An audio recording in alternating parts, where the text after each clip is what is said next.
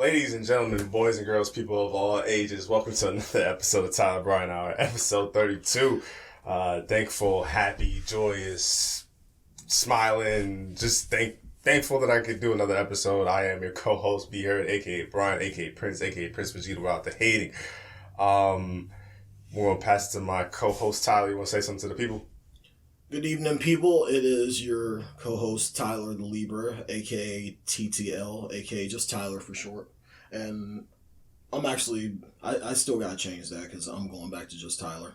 Just for shits and giggles. It's a new dawn. It's a new year. So, why not?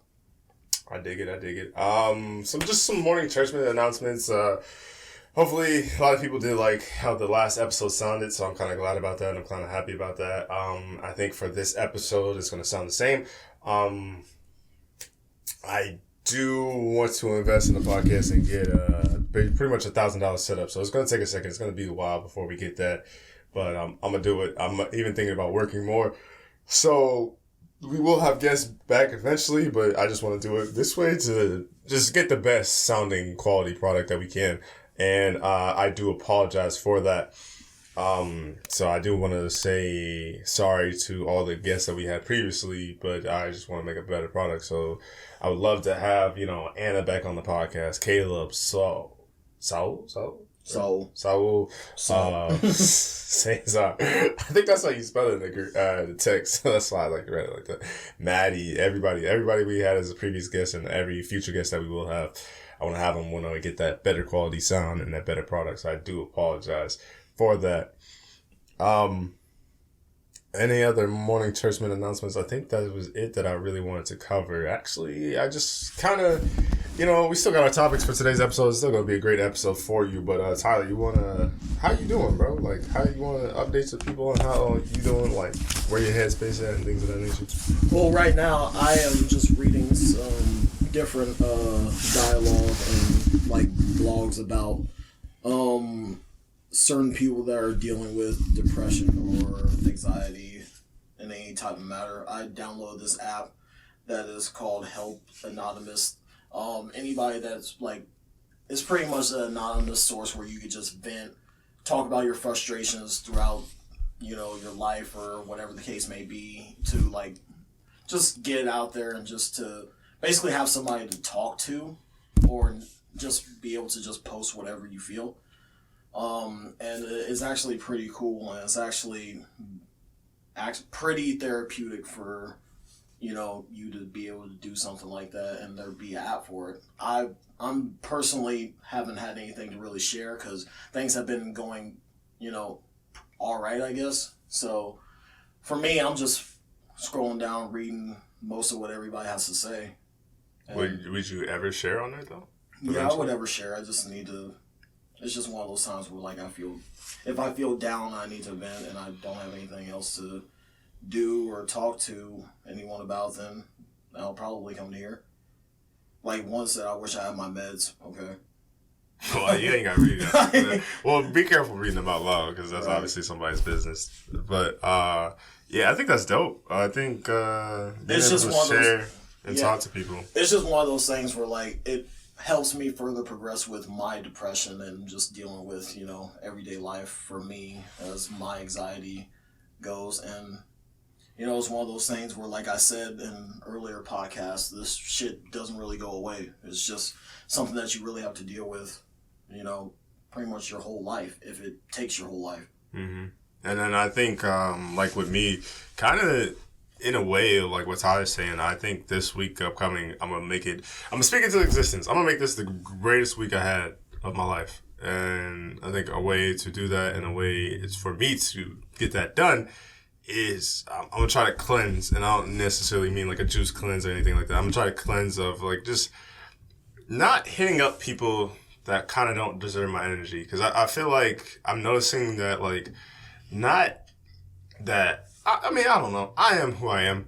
And I'm learning, trying to be the best version of myself. And I'm pretty sure I'm annoying and obnoxious to some people. And I feel like some people do some annoying and obnoxious shit to me. But that annoying and obnoxious shit is kind of not triggering me, but it's getting under my skin to the point where I'm okay, now it's either like I'm probably gonna fight this person.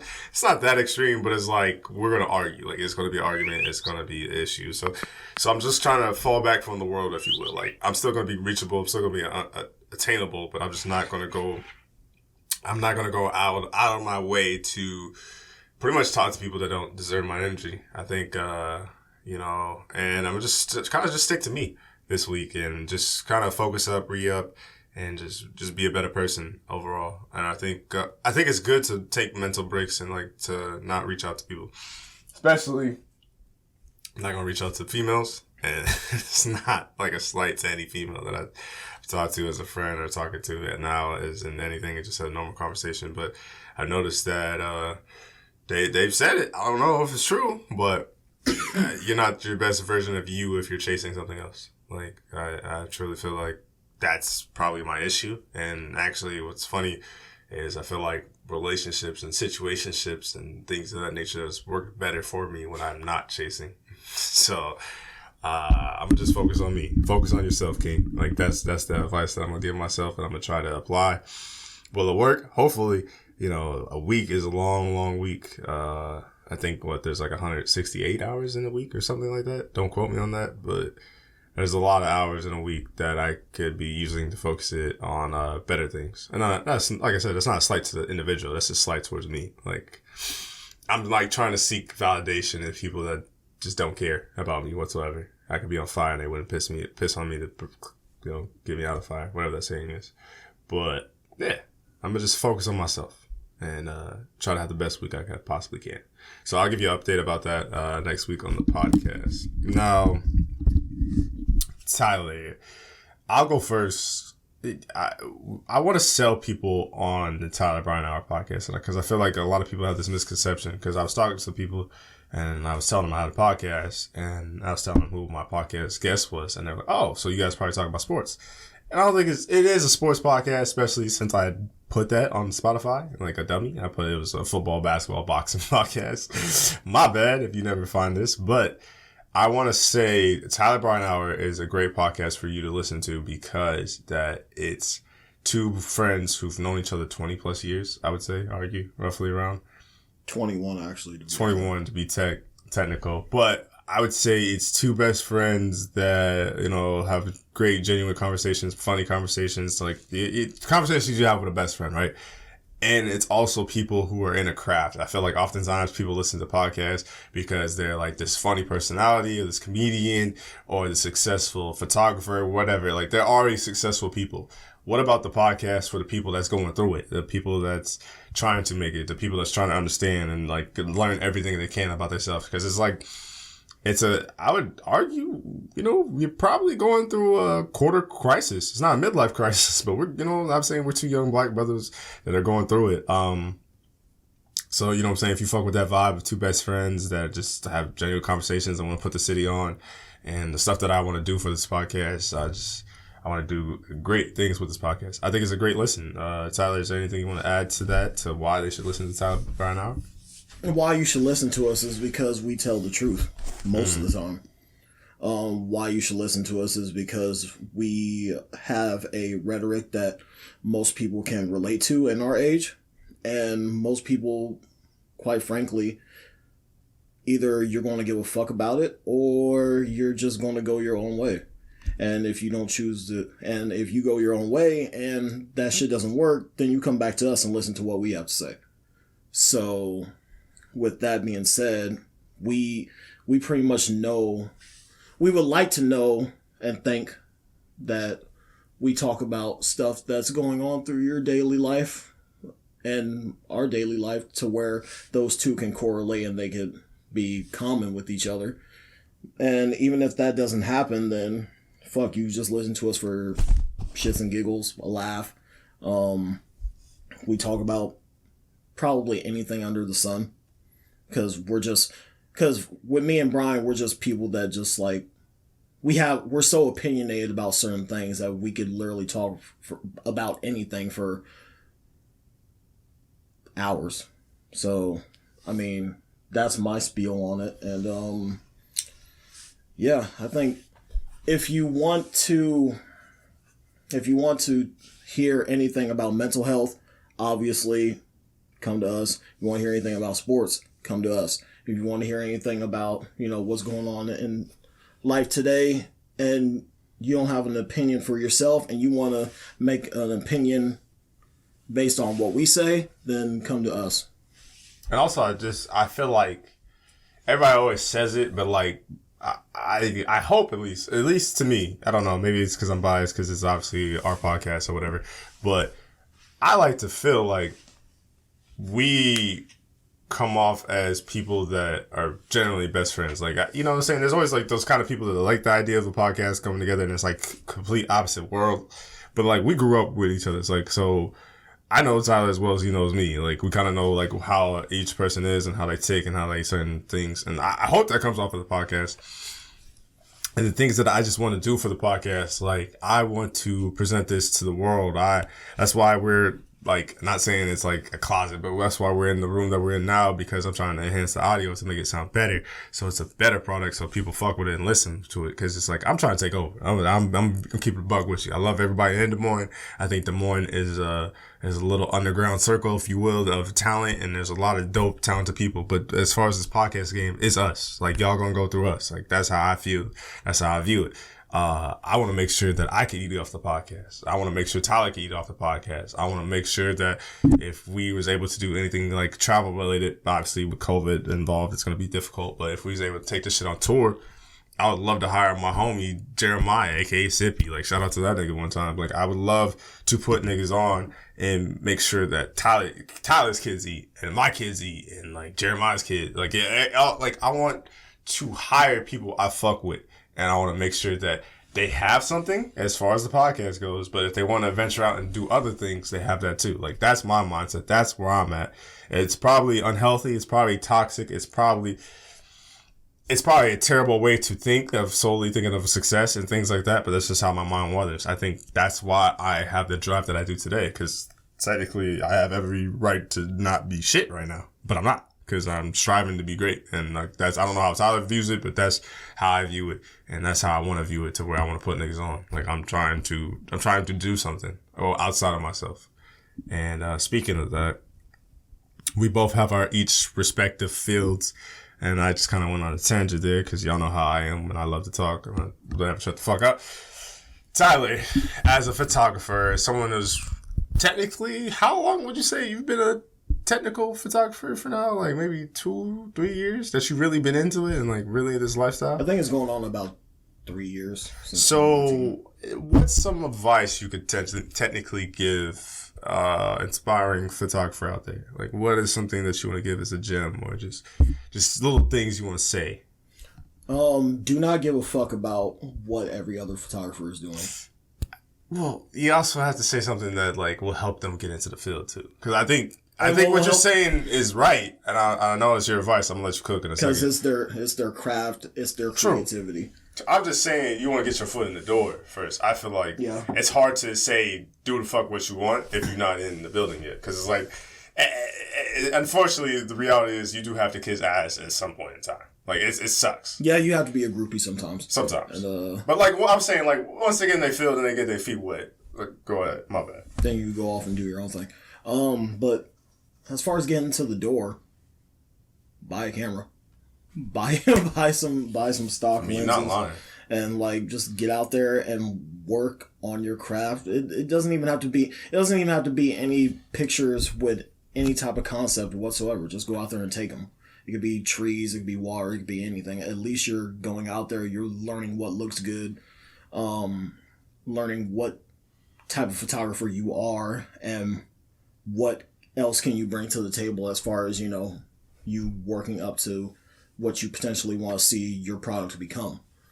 And with that being said, though, once you get to that certain spot, you gotta be able to, like B Heard said, you gotta be able to find people that are subjective to wanting to, teach you and be able to work on your craft with you, but also be able to work on theirs as well. Because, everybody has their own style. Everybody has their own concepts. Everybody has their own way of looking at certain things in this life, and being able to capture that into a camera and being able to look the way it does.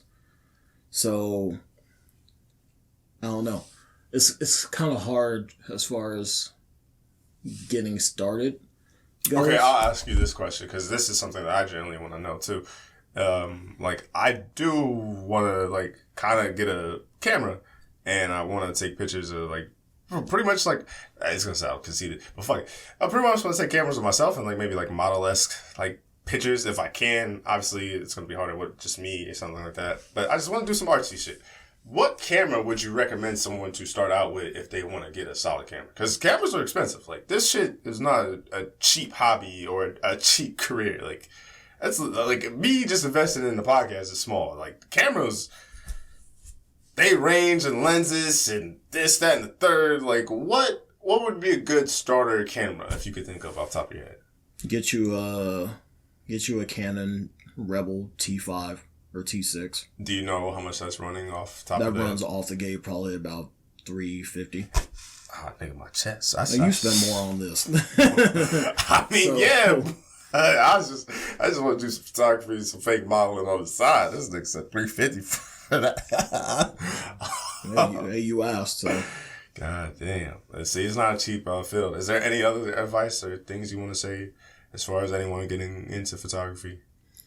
Or also another thing too is like someone being a model, because I feel like there's a lot of beautiful people out there in the world, but as the photographer, is there certain things you look for in models or anything like that, or how to be a model? Because I still don't know how to do that shit. And yeah, the thing about it is that like if you want to be a model as far as like getting in front of the camera goes, it doesn't take much. People think it does, but it really doesn't. If you just have it's about the look, but it's just more just being free, just being casual. Mm-hmm. The best thing I could tell somebody is like, if they want to be like a model in that way, just act like you're in a movie, but nobody's filming. Just act like you're in your own world. I like that bar. That's cool.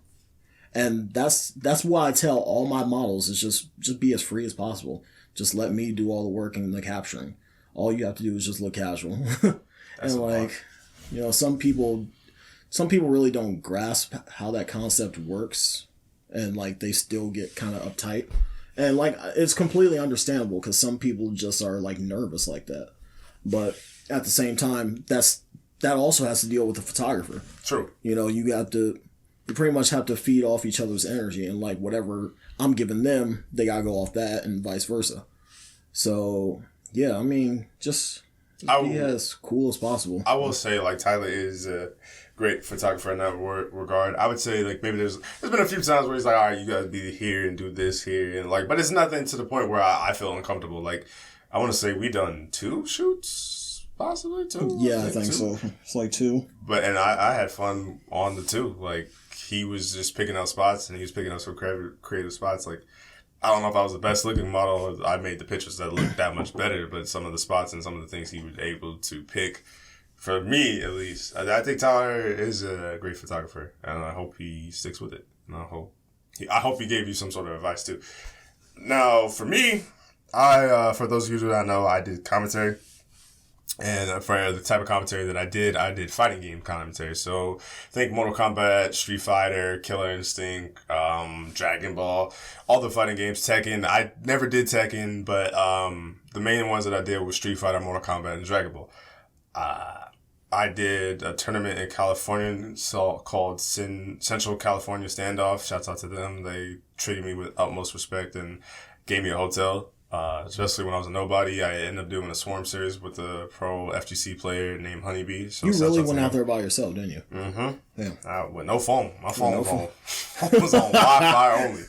I told a funny story real quick that I told because like I got to the airport. The airport said that my hotel was like 15 minutes away, so I was gonna walk. And then I ended up getting a cab because obviously I had no Wi-Fi, so I couldn't get an Uber. And when I told the cab driver that I was going to walk, he stopped the car. We was on a freeway. Well, he didn't stop the car, but he turned and looked at me. He's like, "You? No walking." no. So I guess it gets down like that in Fresno, California. Granted, it was super late when I did get there. It was like 10 or 11 in like Fresno time. So I guess it was real in the field. And also, I always did the online local. So shout out to Joe Monday. Love Joe Monday. Joe Monday was the first one to give me my opportunity. So I said all that to say my FGC commentary advice is to be natural. Just be relaxed. Like, have a conversation with someone. Whoever you're working with, it's a dynamic. It's a duo.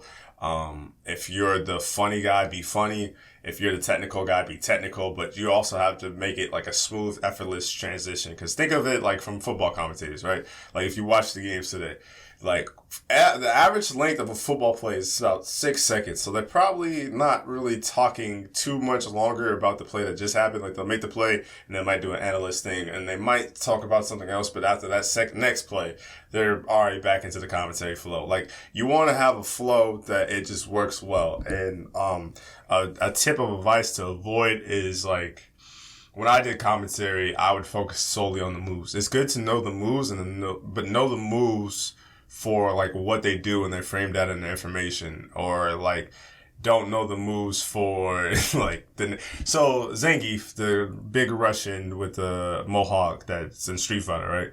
He has a move where he grabs you as a command grab and he does that spinning pile driver. That's what it's technically called, but commentators call it SPD because obviously you want to flow when you're talking. So he'd be like, oh, that was a good SPD. He caught him mid-range.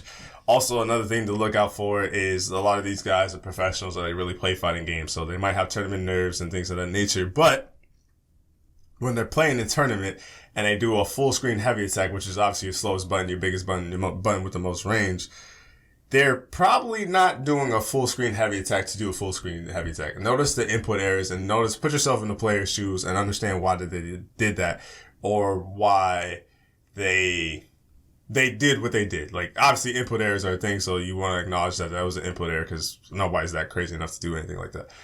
Then the last tip of advice that I could possibly give is be able to be a sponge, take out as much information as you can, but understand that how you play the game and how your people you're commentating play the game are two totally different ways to play the game. So you might know something's plus, so you know that you wouldn't press a button in that situation. But the opponents that are playing each other, he might not know it's plus. And on top of that situation, and what I mean by plus is I mean like fighting game moves have like block stun and hit stun. So if it's block stun and it's +2, that means whoever did the move that they had to block, they get to go again because obviously it's their turn. And it's pretty much the turns. That's pretty much how fighting games are, is their turns, right? So you might not press a button after someone does like a +2 move, but your opponent might press something. He might not give a fuck. So you have to take yourself outside yourself as a commentator and understand that and just talk about it. And you also have to, another tangent.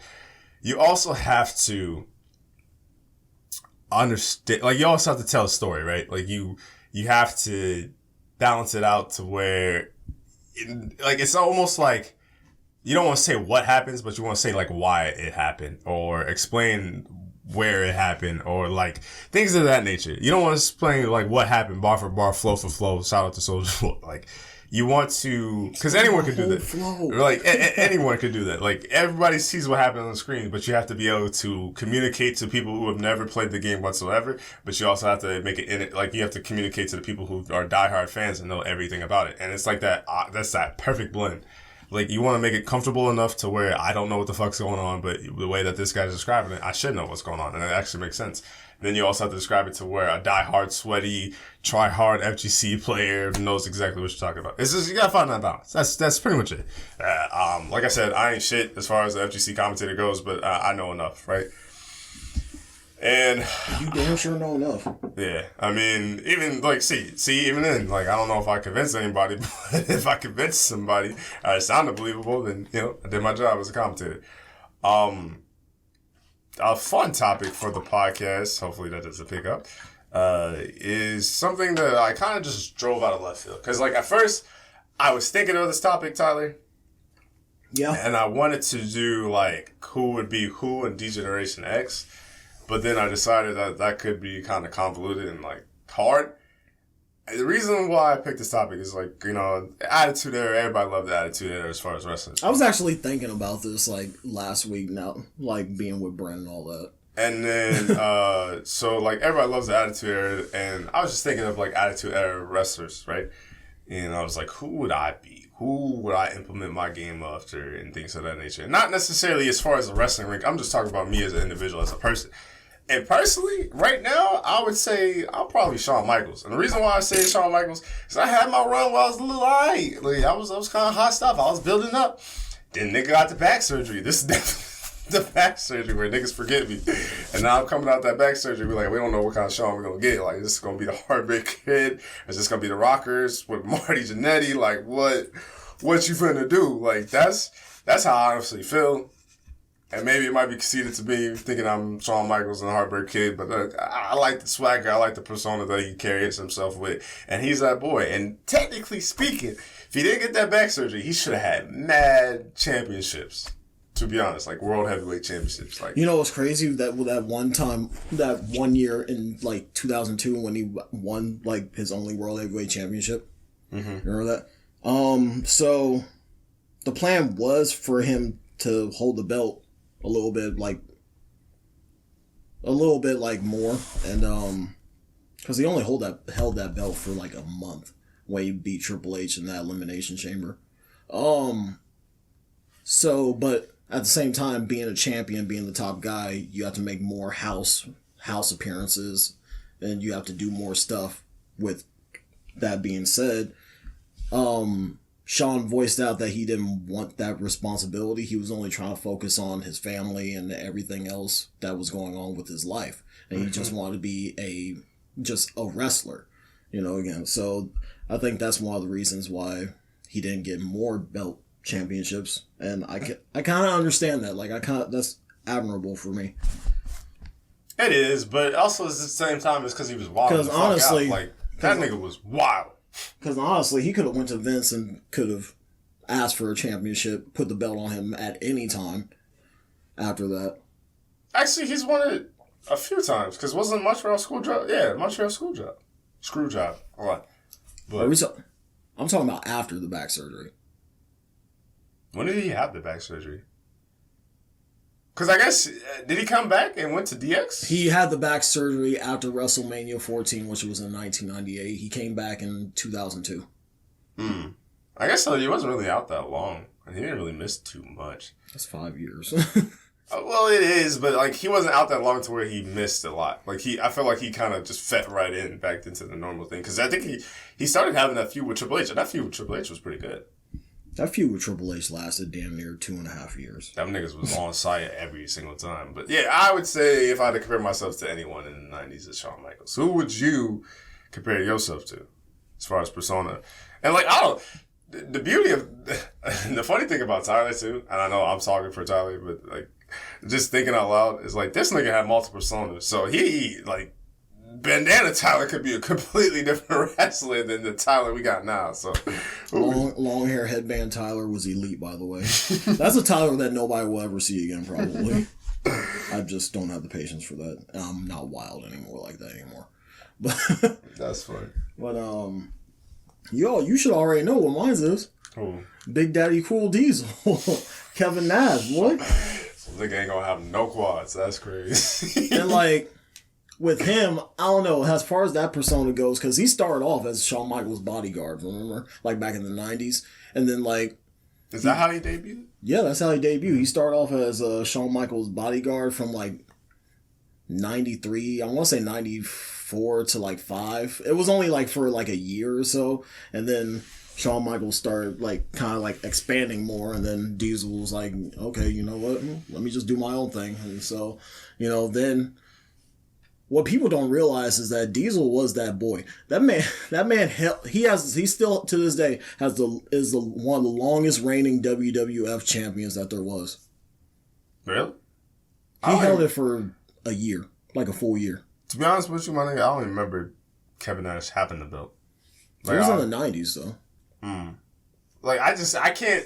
I always saw him as like that tag team powerhouse because, like, especially him with Scott Hall. Nah, that man held his own in the singles. I don't remember that at all. I'm gonna have to go watch that. And WrestleMania 11. Who did he wrestle? He wrestled Shawn Michaels for the championship. Diesel was the champion. I don't remember that at all. That's kind of crazy. You exposing that? You getting exposed? Because all I know, I never checked for Kevin Nash. Like, I don't know. Like, I don't hate Kevin Nash, but like actually, like what him and Scott Hall did. Like, Scott Hall is a real one. I don't know, because shout out to Vice. Fucking love you, Vice. Y'all need to quit playing, and I know it's like January and y'all still filming, but like y'all need to release like season 3 of Dark Side of the Ring, because I needs that. Like, I needs that. That shit's fire. But Scott Hall was just kind of like, they were like, yo, bro, you want the belt, bro? Like, you want the WWE Championship? He's like, nah, bro. He's like, I'm just with whatever. Whatever it helps the company, it helps everybody get money. I'm like, that's a real nigga right there. Me, I'm selfish. I want the belt for a little bit. Like, I want the bling. Like, I want to be a champion in some sort of capacity. But Scott Hall, Razor Ramon, it's funny too how like Vince McMahon owned them names. It's like, yeah, y'all niggas can go WCW, but you ain't finna be Diesel. You ain't finna be Razor Ramon. Yeah, let me get my names back. You on the street as Kevin Nash and Scott Hall now. And what's crazy too is this nigga Vince really trying to play, like, add a Diesel, make King Diesel. Shit, yeah, like, he even had a fake Diesel. Like, niggas weren't gonna notice. Like, nigga, you know we can see you in 4K. Wasn't there like another fake Razor Ramon too, or something like that? Mm-hmm. That's crazy. He really made great value versions. I just don't remember who Razor Ramon was. I don't know who that was, but I know Diesel was like Kane. That was crazy. That was before Kane was Kane. Mm-hmm. So yeah, but I've always liked Kevin Nash, and I've always been more from that era of the Attitude Era. I've always been more of. I've watched more WCW. I watched Monday Night Nitro. Oh, you was a Nitro? I was a Nitro guy in that era. Not like before the Attitude Era, I watched WWF. But then when it started going to the Attitude Era, then I was like, okay, let me switch over to WCW and talk about that man in WCW, that Bill Goldberg. Trash. Don't do that. Trash. Please don't do that. Goldberg cannot wrestle. That man can wrestle more than most. Mm. And he could dominate any type of... He could dominate... For you say it's trash, but what that man could do within 10 minutes of a match. He don't even wrestle 10 minutes. That nigga is ass. If he don't wrestle 10 minutes, so what is all this feuds with Triple H for the world title where it was like 30-minute matches? They definitely weren't 30-minute matches. They definitely were 30-minute matches. Are you sure about that? Let's see. You got Survivor Series 2003. Tyler. You got Unforgiven 2003. Outside of Jackknife Powerbomb. It doesn't matter. If you just have those 3 arsenals, then what? Then why would you? There's no. So, my nigga, not as far as because if we're going that road, Batista only had like 3 moves. Batista can wrestle better than fucking. No, he can. Bill Goldberg. Yes, he can. He can wrestle. Yeah. He's put on better. Goldberg cannot wrestle, my nigga. You forgetting that Goldberg was in the NFL. I don't give a fuck. He can tackle. Like, so therefore he's more athletic than Batista. I'll give him that. Batista's fought in MMA. I don't give a fuck about that. He's more athletic. No, he's not. I bro. He's not. So wait, Goldberg has more mobility because he's quicker than Batista. If we're comparing the two, he's quicker than Batista. Bro, you got the WWE app. We could go watch wrestling right now. We can. This podcast will be over. Bro, I'm dead ass. We're gonna do that. All right, like, so as far as like wrestlers, you like, obviously you like Goldberg. Hold on. Don't tell me he's in your top 5 wrestling ass niggas. Like he's wrestling. Goldberg is in my top 5. No, I know you like him. I'm saying wrestling ass niggas. Like, you're saying Goldberg could wrestle a broomstick and make it a 5-star match. Like he could look cold with it. Yeah. Stop lying. This nigga cannot wrestle. Have you not seen his matches recently? He cannot wrestle. He's the same regular, schmegular ass nigga he was back then. He's also older now. He's like 50 something. That nigga's been trash though. All right. This nigga is trash. Wait. I'm putting Kurt Angle in my. Actually, Kurt Angle's got to be in my top 4. He's above Bill Goldberg. If Goldberg is 5, Kurt Angle's definitely 4. 3 would have to be. Hold on, but Perk Angle is different. So stop calling him Perk Angle. He was hurting. He was literally hurting. He was depressed. He was all that shit, and he wanted out. Nigga, it ain't my fault he popped so many perks a goddamn day. Bro, he was doing flips off cages. He told Booker T he want to have bestiality sex with his wife. If that ain't Perk Angle, you can't say that's Kurt. That's not Kurt right there. That's pure Perk Angle. Who says that? That man was taking like 20 sleeping pills a night. That man was off the shits. And like when you get your neck infused the way he fucking did, like that. I'm happy he's healthy. Don't get me wrong. I am a Kurt Angle fan. I'm happy he's healthy, but Perk Angle was a different beast. That nigga was wild. So hold on. Okay, so if Goldberg DDP is my third, by the way, third favorite wrestler. I need to go back and I need to do my Googles on DDP. DDP yoga. Have you ever tried that? He has his own yoga program. He actually saved Jake the Snake Roberts, who's actually supposed to be on Dark Side of the Ring season 3 as an episode. Mm-hmm. So he also saved Scott Hall and Mick Foley. But Scott Hall, I guess Scott Hall is also supposed to be on another season too. Like he's been going through it too. But Mick Foley, yeah, I heard he's having good pain because wrestlers get fucked up. I wouldn't even know who my second would be. So who's your first? And I meant like wrestling ass niggas. Like niggas that could actually wrestle and put on a 5-star match. Like AJ Styles could wrestle his ass off. AJ Styles been everywhere before WWE though. True. But he could wrestle his ass off. He's a cold ass wrestler. Like Daniel Bryan was a really good wrestler too, but that's what I'm saying. Like, and also I can't pull Goldberg. Goldberg wasn't even the best in that era. Like, niggas, Stone Cold was a thing. Rock was a thing. Triple H was a thing. Fucking Shawn was a thing. Undertaker was a thing. I don't like the Undertaker. I'm probably putting. I'm just talking. Probably putting Triple H in my second. I'm just talking solely wrestling. I'm not even talking if you like the character or not. Like Goldberg had a good character. Like Goldberg's intro was fire. Like where that niggas would that nigga come out with scared. That shit was lit. I give Goldberg that, but that's as far as I like Goldberg. I tell that to that nigga face. I'll probably get speared. That man takes 3 minutes to walk to the ring. That shit was so long, bro. I remember like I did not know pain and shit like that. I'm like, man, I did not know how long a backstage walk to the ring from your locker room could be until I saw Goldberg. Bro, like Goldberg's intro was long as fuck. Fucking Undertaker's intro was long as fuck. Like them niggas definitely got skipped in like the wrestling game. Right. Probably number 1 would probably be the excellence of execution. The best there is, the best there was, and the best there ever will be. Bret the Hitman Hart. Yeah, and Bret's a wrestling nigga. He comes from a wrestling family. Exactly. So how you gonna put Goldberg on the list? Goldberg getting the slander. Well, I put him as number 1. But that's why Goldberg's like 5. I don't even think they should be that close. Like they still kind of touching a little bit in the top 5. If he's just talking, I guess you're talking favorite wrestlers though. Your favorite wrestlers, right? Exactly. Okay. All right, I'm not mad at that. But if some niggas, I wish a nigga would. Goldberg, one of the top 5 wrestlers of all. Oh, bro, get out. I'll open the door for you, nigga. Get out. He's a top 10.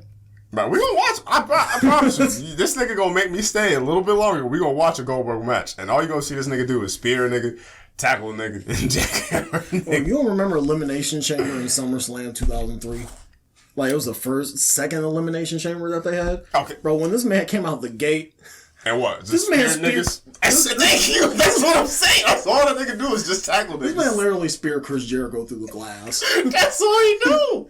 All this nigga do is spear, jackhammer, and powerbomb niggas. If those moves work, then you don't fix what's not broken. But he's not wrestling though. That's my point. He's in a wrestling ring. He is a certified wrestler. He's a professional certified wrestler. So therefore, he is wrestling. You have to wrestle.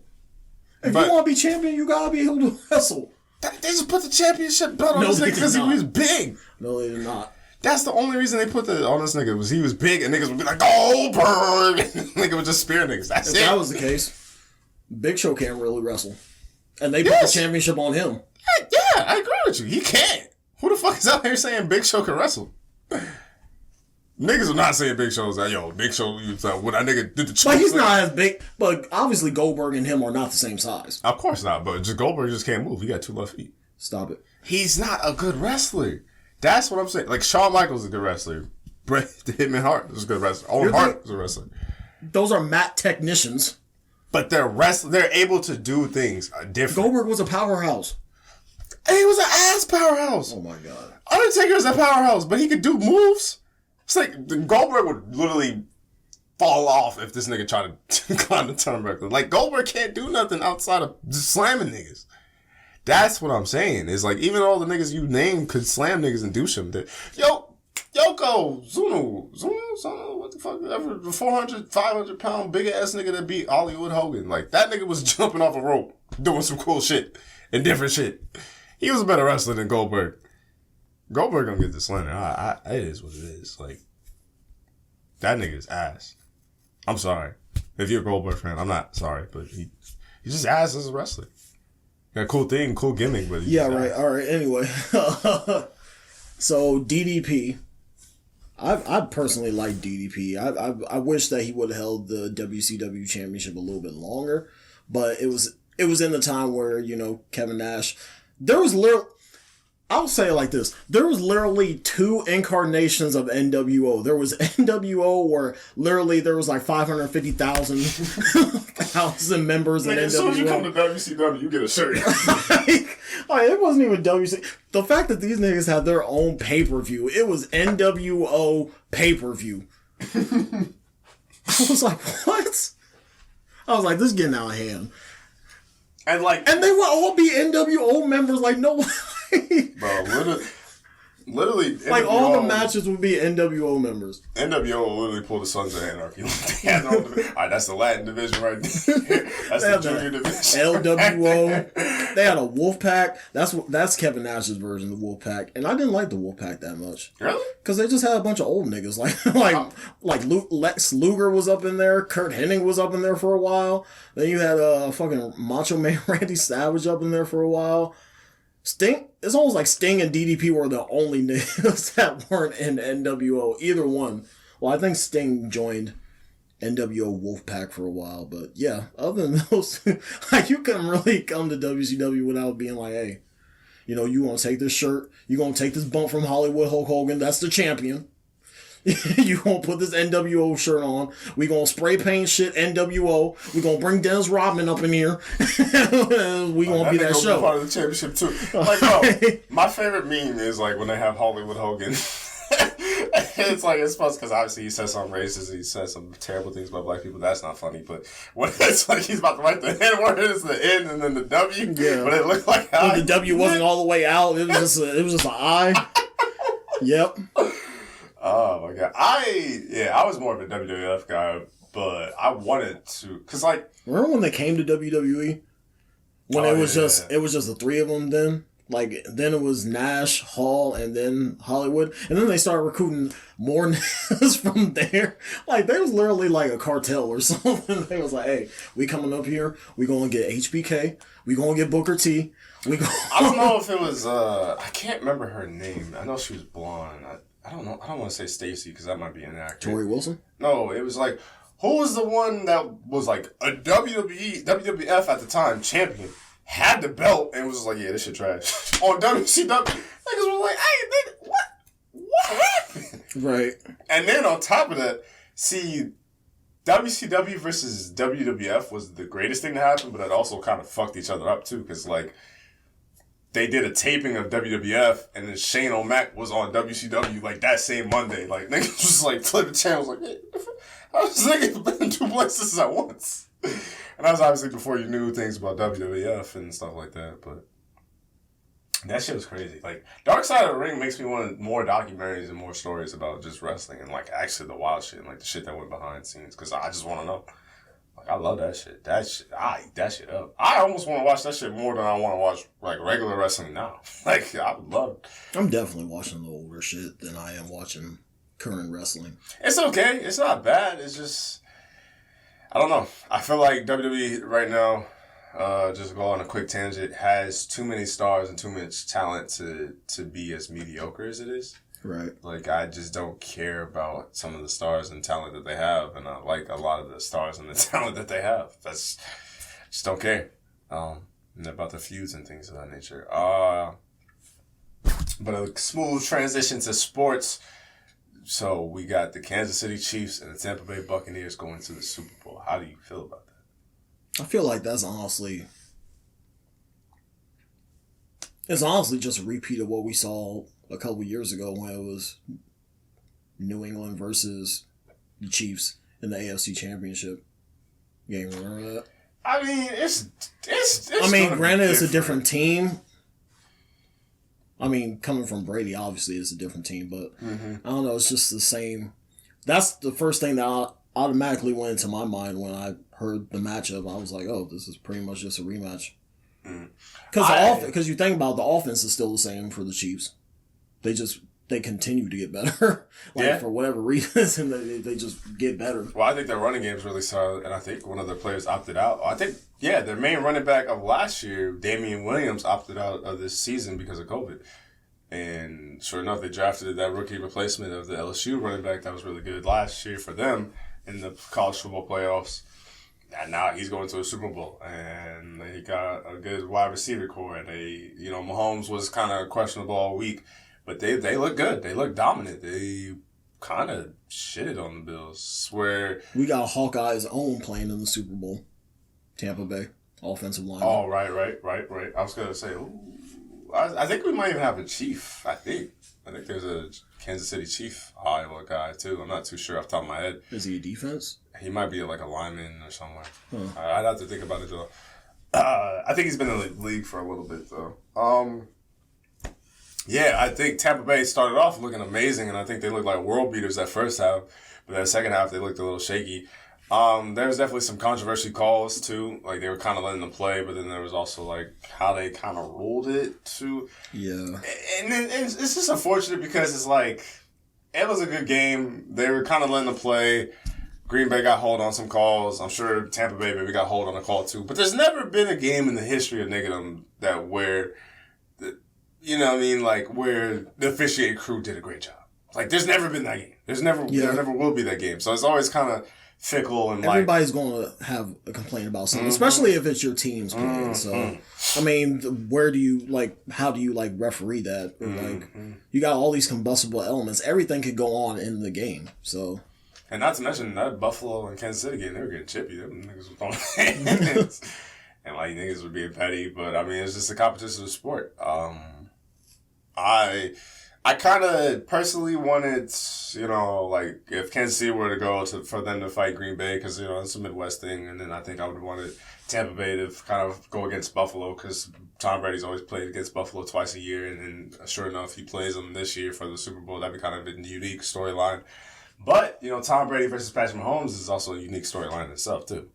Because this nigga, Tom, was literally in the NFC 1 year and he's already going to the Super Bowl. That's crazy. He already has the same amount of NFC championships as Drew Brees and Aaron Rodgers. That's nuts. 1 year. That's crazy as hell. And he's doing that at 43. Mm-hmm.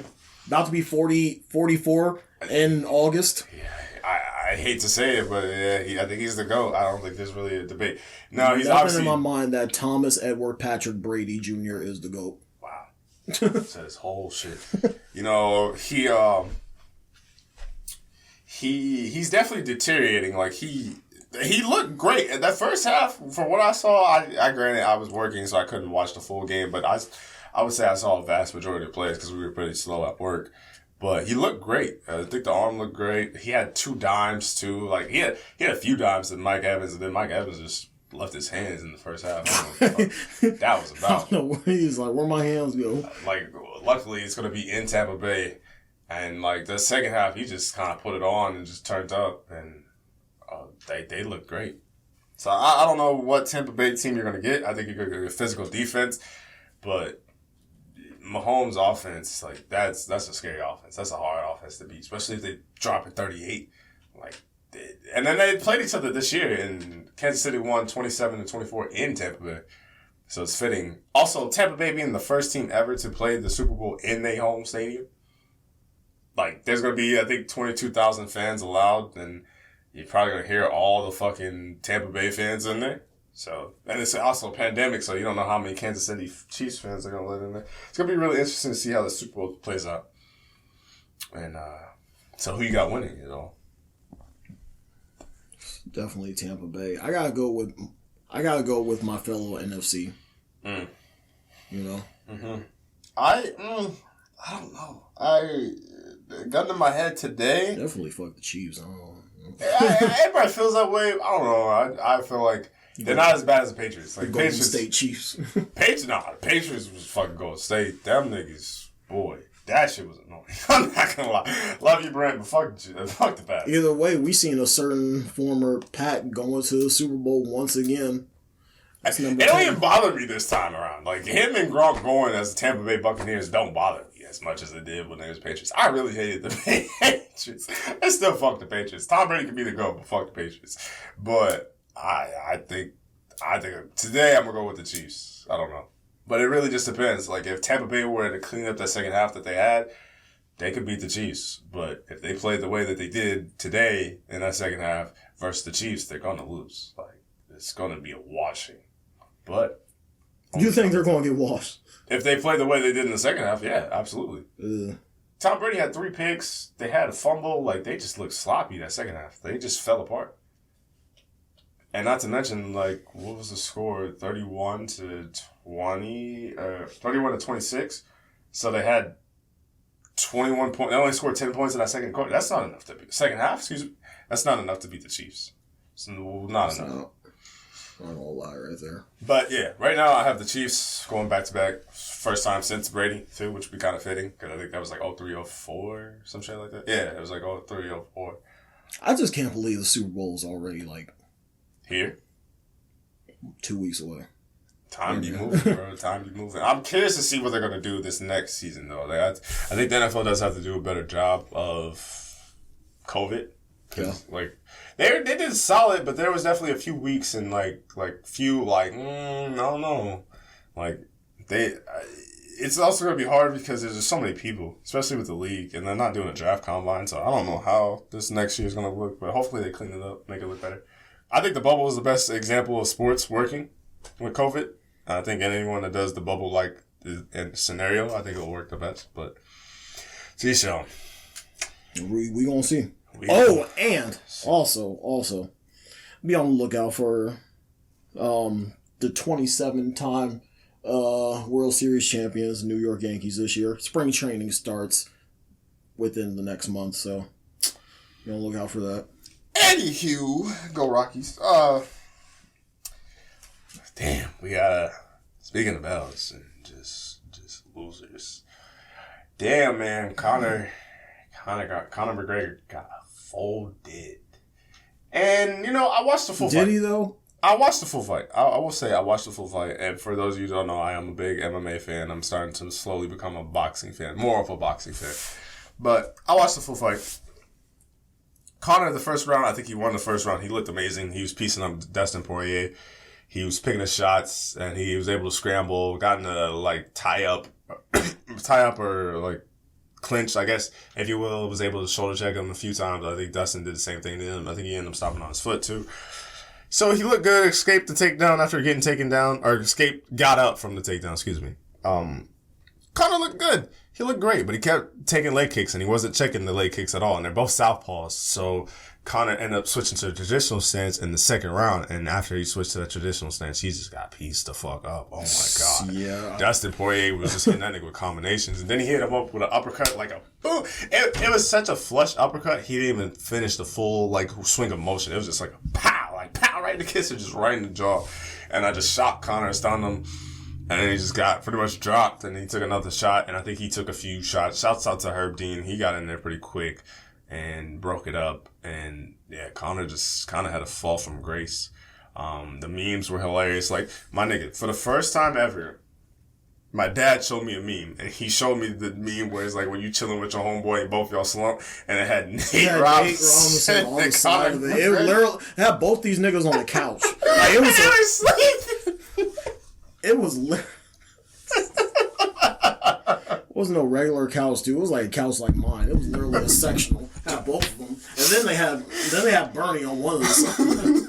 I didn't see that one, but my dad showed me the meme, and I'm like, this nigga don't even look at memes like that. So the fact that he showed me this shit is funny, and me and him were able to watch the fight. And it's just like, when your dad gonna get pieced up? He gonna fuck you up. You better quit talking about that, man. Since we talking about all this, he gonna fuck you up. We'll lay him on. You gonna be on a podcast talking about can't talk. Put this man on futon on a section. He's bigger than you in every sense. I guarantee. He's 225. That's a big. 230. Let's go. Nigga, he's muscle though. Yeah. That nigga, bro, just quit talking to that like nigga. A quarter. That nigga can bench you like 10 times. Picking that motherfucker up, throwing him somewhere. Yeah, he on Jazzy Jeffy your shit. You're only 1 inch taller than him. I hope you realize that. That's more inch. That's more length. So. This nigga really trying to get fucked up on my dad. Shut up, nigga. Stop doing that too. Fuck wrong with you. He's just one of those dudes. He's just one of those. If you ever seen Brian's dad, he's just one of those dudes where you just gotta just fuck up one time. This nigga is so. He just has that face to him, almost like Be Heard. No, I'm just nigga, I'm gonna jump you too. Yeah, he's just one of those dads you just gotta try. You know? No, he's not. He's exactly. Tyler is leading. I've been trying to Kevin Nash this nigga. Power bomb him. He gonna tear both quads like Kevin Nash too. Right. Like Tyler is leading out down a path. Like my dad got a gun. He with the shits. He's been itching to use this gun. This nigga always tell me too. Like Tyler is leading out down a bad path. Don't listen to this nigga. And yeah, Connor just got pieced the fuck up, and the memes were wild too. It's because like I wasn't able to watch the fight last night, but I was able to watch the fight today, and like I was scrolling on Twitter, and I was like, the first round, everybody was like, "Yo, Connor won. He looks good. Da da da da." And then like somebody kept saying about leg kicks, and then like I didn't know if that was Connor throwing the leg kicks, initiating it, or Dustin Poirier. And then sure enough, like I just scroll up 2 minutes later and like, oh, Connor got knocked out. And then I saw the one where he just like has his head by his head and he's just like sleep. And I was just like, damn. And sure enough, Jake Paul had to say something. He's like, you got $10,000 to get knocked smooth fuck out when you could have made $50 million. That's crazy as hell. Why would you say such a thing? But Connor has 4 fights left on his UFC contract, and he said he want to fight 7 times. So I know for a fact that man wants Nate Diaz. So obviously I don't know if Nate want him now. He can't. Who can he fight? If you got knocked out by Dustin Poirier, you're not finna fight Max Holloway. You're gonna get pieced up. You're not finna fight the current champ in that division. I don't know who his name is off the top of my head. I do apologize for that, but I know he's fighting Sterling. So you're not gonna fight either of those two.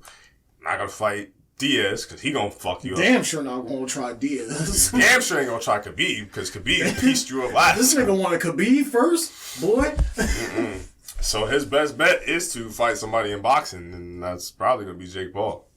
As far as like money and interest, so shit. You gotta rebuild. When you down bad like that, the only thing you could do is just rebuild, man. And then like get your sanity back. And then watching the fight too, like I've watched pretty much all of Conor McGregor's fights, I want to say, as far as UFC goes. He didn't look as loose as he normally does. He looked kind of stiff. He looked kind of uptight. But then he was starting to relax after that first round. That first round was a testament of like him getting back to it. And that's just second round. Like he just took one leg. That nigga literally took another leg kick. He probably took like, I think they said 11 statistically in the first round. And then he took another one. This nigga switched his stance. I ain't never seen a nigga switch his stance so quick. Like, he just did the smooth, like, all right, I'm going 1, 2, and then just started getting cracked. Right. I was just like, damn. So that's like my fight breakdown. I think the guy's name is Coldman. The undercard, or the co-main event. That nigga cold. That nigga a problem. Because like I said, I kept building him up, and he was fighting Hooker, who was like the 6th ranked fighter in the world. This nigga, I think Coleman, I think that's his name. I apologize if it's not. But he kept hitting him with a straight to the stomach, and then he hit him with a hook right after, and that shit was a beautiful combination. It was just poop, poop. And that nigga was slumped after that. Like, so it was a good UFC card. I enjoyed what I watched. I can't wait for March 6th. March 6th is going to be the best UFC card. There's 4 title fights. And Izzy Adesanya. Adesanya is fighting on that card, so I can't wait for that one. That should be a fun time. Tyler, is there anything else you want to add to the podcast? Anything else you want to say before we close this thing out? Yeah, work on your mental health again. Please and thank you. It's something that you'll need for the rest of your life. Mm-hmm. It's something that you'll need to grow, something that you'll need to prosper, and something that you'll need as far as dealing with, people that you want in your life or people that you want to, get rid of in your life. One of the two. But, yeah, definitely work on that every single day. And it's definitely the little things that you have to pay attention to with that. Just find whatever fucked up situation that you got on your mind right now. There's always some sort of silver lining as to what it could be and what you can do to make it better. And that's all I really have. So, be on the look. Oh, and I also got a little something coming in late March. Maybe a possible photo walk. Me getting back into it. So be on the lookout for that. Details are very scarce right now. Me and Hannah, shout out to Hannah Ryan. We're trying to work things out as far as like that whole process goes. So yeah, more details will be coming within like the next couple months. Right now, why we say at the end of March is pretty much to just get every little kink like out of the way, get everything together, know what photographers we want on this, know what models we want on this, plan for the location a little bit better. Obviously, weather is something that's always like a variable. So yeah, we're just trying to get things running smoothly so we can have that photo walk run smoothly. So yeah, be on the lookout for that. What about you? Shoot. You know what I'm saying? Support the podcast, man. It's free. It's free to support.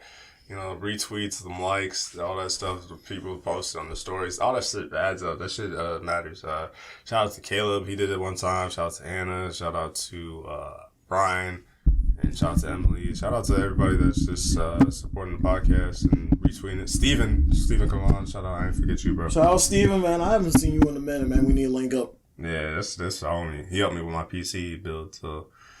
shout out to everybody that's pretty much just supporting the podcast and like doing it that way. I mean, I might even add that PayPal, that Cash App or something like that, so I could get this mixer, so we could add more guests and we could do more. Yeah, man.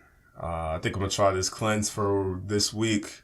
Try to get my mind right, do the right thing. And by the way, the teenage girl that was found, the teenage girl that was missing.